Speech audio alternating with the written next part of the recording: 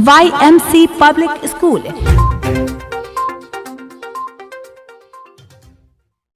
नमस्कार, आप देख रहे हैं आज तक न्यूज़ में हूं आपके साथ महफूज आलम। अभी हम मौजूद हैं गर्दनीबाग धरना स्थल पर और जैसा कि आप हमारे पीछे देख सकते हैं कि आज जो है भारी संख्या में जो है लोग जो वो सड़कों के धूल फाँकने को मजबूर हो रहे हैं। एक तरफ तो सरकार ये कहती है कि हम रोज़गार दे रहे हैं और दूसरी तरफ उन्हीं युवकों को सड़कों के धूल फाँकने को मजबूर कर रही है ये सरकार। आइए हम सीधे तौर पर इनके जो संयोजक हैं हम उनसे ही बात करते हैं और जानने की कोशिश करते हैं कि इनका आज का धरना का उद्देश्य क्या है। और सबसे खास बात कि इनका 6 महीने से इन लोगों को कोई भी वेतन जो है इन लोगों को नहीं मिला है और इस महंगाई के दौर में आप सोच सकते हैं कि 6 महीने से लगातार जो है बिना वेतन के ये लोग कार्यरत हैं, कार्य कर रहे हैं। ऐसे में इनके घर परिवार को चला पाना कितना मुश्किल होता है। तो आइए हम सीधे तौर पर इनके जो संयोजक हैं उनसे ही बात करते हैं और जानने की कोशिश करते हैं कि आप लोग को परमानेंट दी जाएगी, लेकिन बाद में जो नोटिस निकाला गया है कि कल के बाद यानी 28 फरवरी के बाद हम लोग को सेवा मुक्त की जाएगी। इसलिए हम लोग धरना पे बैठे हैं कि हम लोग का जो सेवा है उसको नियमित किया जाए। वेतन भी आप लोग को नहीं दिया गया? अभी तक एक भी पैसा नहीं मिला है। बस बोल रहा है लोग आज देंगे कल देंगे, लेकिन अभी तक हम लोग को एक भी पैसा नहीं मिला है। सितंबर से अभी तक हम लोग को एक भी पैसा नहीं मिला है। पूरे 6 मंथ हो गए हैं काम करते, अभी तक एक भी पैसा नहीं मिला हम लोग को। 6 महीने से वेतन नहीं मिल रहा, कैसे क्या होगा?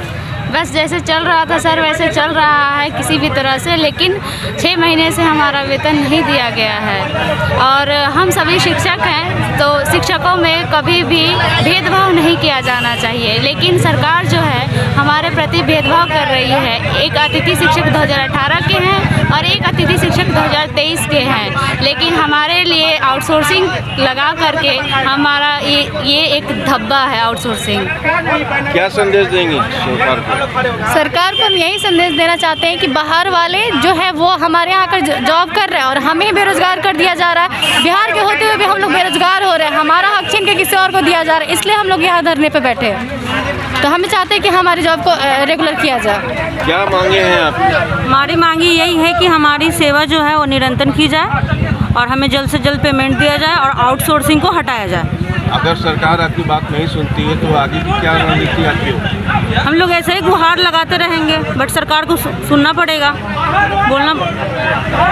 हमारी तो उम्मीदें बिल्कुल पूरी है जो सरकार हमारी मांगे को पूरी करेगी और हम जिस बोर्ड पर पढ़ाते थे उस बोर्ड पर जाने के लिए हमको जो है फिर से नियुक्ति देगी। जो आप 28 का जो है फरमान रद्द किया जाए और आप जाइए बोर्ड पर पढ़ाइए। जो है सरकार से पूरी जो हमारी उम्मीद है, लेकिन सरकार क्यों नहीं सुन रही है? ये क्यों ऐसा कि हमारे साथ जो है दिसंबर जो है 2023 में बहाली करके और एकाएक 6 फरवरी को फरमान निकाल दिया बिना 1 करोड़ रुपया हम लोगों को मिले हुए जो है कि आप लोग जो 28 के बाद जाइए और घर पर बैठिए। हम लोग की शिक्षक होने के नाते प्रतिष्ठा तो इस प्रकार भंग हो गई है कि हम लोग जिए कि मर जाए, कुछ इसके सिवा समझ नहीं आ रहा है कि हम लोग क्या करें। जो है हम लोग की प्रतिष्ठा बिल्कुल जो है नाश हो गई है एकदम से।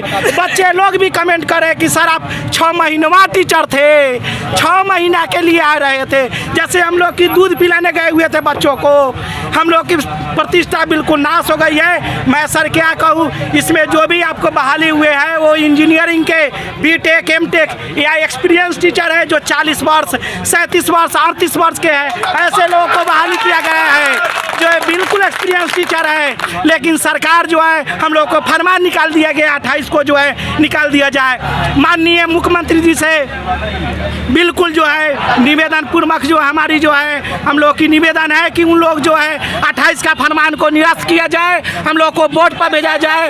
और हमने सरकार के लिए काम करना शुरू किया है और सरकार के लिए ही हम काम करेंगे। हम NIT से एमटेक है अपना 50,000 रुपये का जॉब छोड़कर सरकार के लिए काम किया कि सरकार हमारी कलों के सुनेगी, लेकिन हमको सरकार रुला दिए।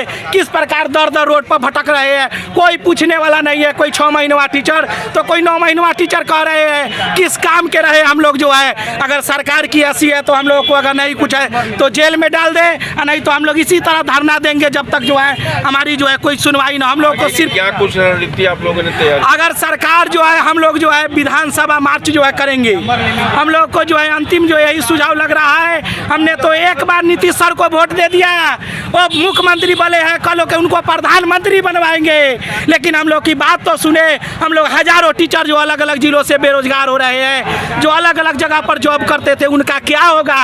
एक बार बहुत गौर करने वाली बात है कि आज क्या होगा जो हजारों टीचर बेरोजगार हो रहे हैं। हमारे अलग अलग बगल के राज्यों में जो है बेरोजगार अतिथि शिक्षक जो थे वो रेगुलर कर दिए गए, पश्चिम बंगाल, मध्य प्रदेश जो है। और सरकार हम लोग को क्यों नहीं सुन रही है? इस पर जो है गौर किए सरकार जो है, हम लोग को जो है सुनवाई करे। यही सरकार से जो है विनम्र पूर्वक जो है निवेदन है कि हम लोग की सुनवाई करे और रेगुलर करे, और हम लोग बोर्ड पर जाकर जो है शिक्षा देने का काम करे, जिस काम के लिए सरकार ने हमको नियुक्ति किया था। इसके सिवा सरकार से मेरी कुछ मांग नहीं है। एक दिवसीय धरना का मूल उद्देश्य है कि हम लोग आउटसोर्सिंग के माध्यम से बहाल हुए थे और हम अपनी सेवा 6 महीनों से है जो लगातार करते आ रहे हैं। और 6 महीने के बाद हमें 28 तारीख का एक लेटर जारी हुआ है जिसमें सेवा से विमुक्ति है, जो सेवा से विमुक्त किया जा रहा है।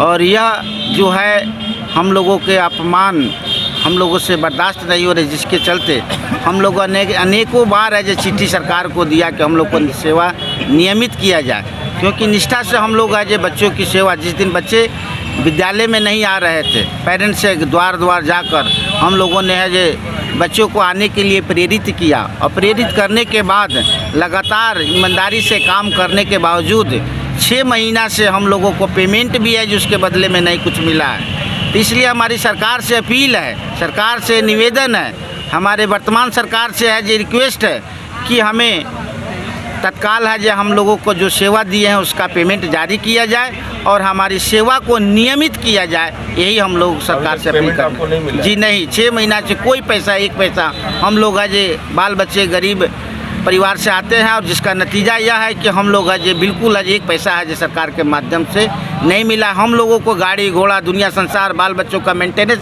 जैसे तैसे किसी तरह से उधार बाकी करके ऐसे चलाते आ रहे हैं। धरना के माध्यम से हम लोग यही संदेश देना चाहते हैं कि हम लोग का मान सम्मान के साथ खिलवाड़ नहीं किया जाए। हम लोग का मान सम्मान जो समाज में, रिश्तेदार में, परिवार में बढ़ा है विद्यालय जाने के कारण, वो मान सम्मान को बरकरार रखते हुए हमारी सेवा को जारी रखा जाए और हमें नियमित जो है करने की ओर अग्रसर सरकार हो।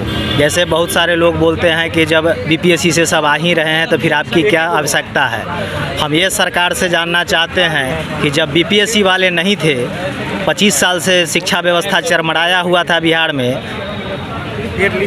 तब हमारी ज़रूरत महसूस हो रही थी। बीपीएससी आने से पहले हमारी ज़रूरत महसूस हो रही थी। जैसे ही बीपीएससी वाली आए वैसे हमारी ज़रूरत ख़त्म हो गई। ऐसा नहीं होना चाहिए। हम लोग के साथ वैसा व्यवहार हो रहा है कि जैसे लड़का किसी लड़का का जयमाला जिस लड़की से होता है तो जयमाला के समय लड़का देख रहा है कि इस लड़की से हमारा जयमाला हुआ, लेकिन शादी करने गया तो वहाँ लड़की बदल दिया जाता है। ये पुराने ज़माने में 2-4 बार हो चुका है। पहले के लोग ऐसा करते थे, लड़की दिखाते थे कोई और शादी करा दिया जाता था किसी और के साथ। तो आज हम लोगों के साथ बिहार सरकार वही काम कर रही है। हम लोगों को एक लॉलीपॉप दिखा के कि बेरोजगार हैं तो आप 4 घंटी पर डे 4 घंटी के हिसाब से आप जाइए और 250 रुपये घंटी के हिसाब से 1000 रुपया प्रतिदिन आपको दिया जाएगा। तो ये सब चीज़ को ध्यान में रखते हुए जुलाई 2023 में एक मतलब अतिथि शिक्षक का जो है फॉर्म निकला था और पूरा क्राइटेरिया फुलफिल सरकार के नियमों के अनुसार हम लोग किए। मेरिट बना, मेरिट में हम लोग का नाम आया और उसके बाद जो है उसके अनुसार विद्यालय लॉट हुआ। जिस विद्यालय में हम लोग को जाना था वहाँ जा कर के योगदान दिए और वहाँ जब ज्वाइन किए तो ज्वाइन करने के बाद बताया गया कि आपका पैसा एजेंसी देगा। तो यही बात हो गया कि फॉर्म भरे बिहार सरकार का, पैसा देगा एजेंसी। मतलब जयमाला किए किसी और लड़की के साथ और शादी करने के लिए बोला जा रहा है कि कोई और लड़की से शादी कीजिए। तो बताइए ना, हमारा मतलब जो है प्रतिष्ठा ध्यान में रखा जा रहा है। कोई लड़का जयमाला किसी और से करेगा और शादी किसी और के साथ करेगा तो उस लड़का को समाज में क्या मान सम्मान इज्जत प्रतिष्ठा रहेगा।